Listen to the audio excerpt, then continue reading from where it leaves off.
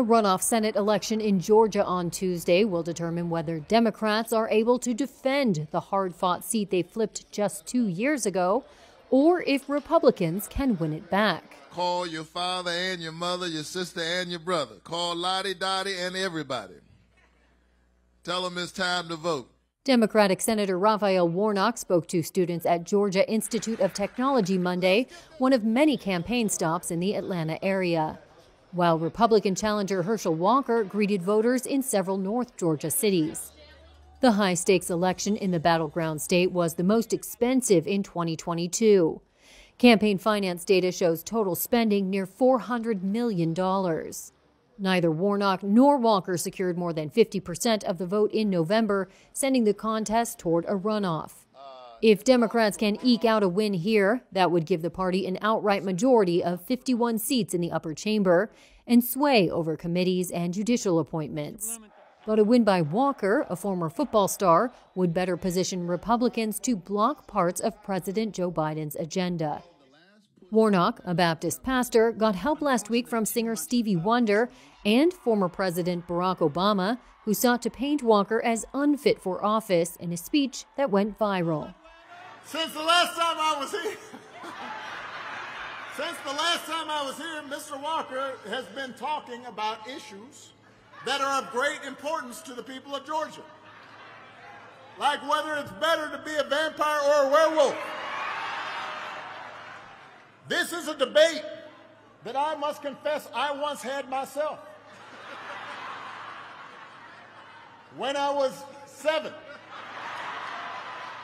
Walker appeared at a campaign rally with Republican Governor Brian Kemp, and while he was endorsed by Donald Trump, the former president has not appeared with Walker after several Republicans warned his presence could turn off moderates, including in the crucial suburbs.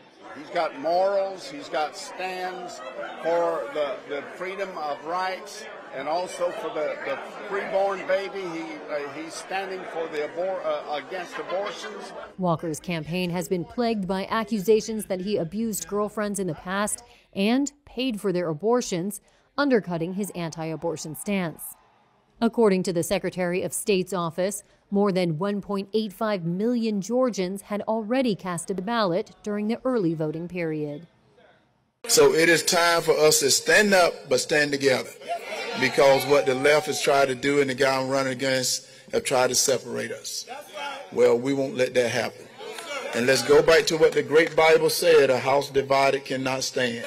So we got to start standing right now, and we got to get in the game, get out to vote, and that's the way your voice is going to be heard. It's going to be heard if you get out and vote. So I'm telling you again, vote, vote, vote, flood the polls. Don't go home. It opened at 7 a.m.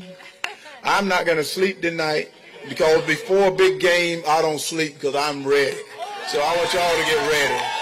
Let me say something, because I don't mind giving credit where credit is due. My opponent was an amazing football player. I grew up watching him in the 80s.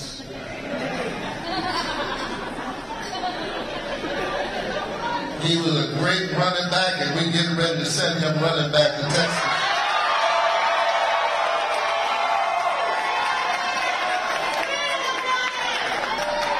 I love this state. I was born in this state. I was raised in this state. I was educated in this state. And I actually live in this state. I love Georgia. I just want to say thank you. Thank you. I love you back. Thank you for the honor of representing. This is what's left of a district in the Zaporizhzhia region of Ukraine after Russia launched 70 missiles towards the country on Monday. According to Kyiv, most were shot down despite Moscow saying it had hit all of its 17 targets. Ukrainian President Volodymyr Zelensky nonetheless announced more casualties. He said, "Every Russian missile shot down is concrete proof that terror can be defeated, but unfortunately we still cannot give complete security to our sky. There were several hits. Unfortunately, there are victims. As of this time, there are 4 people killed in Russian strikes today. My condolences to their family and friends." The strikes again disrupted Ukraine's power grid, and this time neighbouring Moldova was also affected. A number of cities and towns were plunged into darkness, including Lviv. This resident of the city said, "It's impossible to get used to something like this, but you can certainly adapt. Human beings can adapt to everything. We have flashlights and power banks, everything you need to feel comfortable in this situation." Meanwhile, blasts hit 2 Russian air bases. Moscow blames Kyiv, although it hasn't claimed responsibility. The spokesperson for the Russian Defense Ministry said, despite the attempts of the Kyiv regime to disrupt the combat work of the Russian long-range aviation with a terrorist act, a massive strike was carried out by high-precision air and sea-based weapons on the system of military control and related targets of the defense complex, communication, energy and military facilities of Ukraine. Meanwhile, families continue to leave the newly liberated city of Kherson because of the constant Russian shelling there. Moscow's forces remain nearby, just on the other side of the Dnieper River. It looks like a normal street scene of any modern city, but for Iran, this is a first. More and more women are openly walking around without the state-mandated hijab. There is confusion over whether the morality police who enforce dress codes have been disbanded. For many women, it's a dream they hope will come true. For me, the morality police never had any meaning. I hope they really will be abolished now.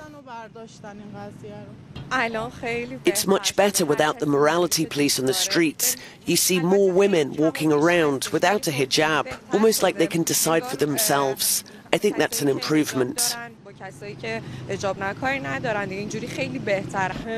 We're in favour of abolishing the morality police because they were only established with the aim of restricting us. Even if true, the abolition of the morality police by itself is likely to make little change to Iran's headscarf policy, as tactics could be changed to enforce it. Scientists are a step closer to unlocking the mysteries of the universe as construction begins on the world's largest radio astronomy instrument in South Africa. A launching ceremony for the Square Kilometre Array, or SKA, took place just outside the remote town of Carnarvon, Northern Cape. The location was chosen for its remoteness, with hills providing an extra shield against radio interference. The project, which is co-hosted with Australia, aims to reveal events since the cosmic dawn, when the first stars and galaxies were formed. South Africa's existing Meerkat radio telescope will be incorporated into it, along with 133 new dishes. It's expected to be operational by 2030.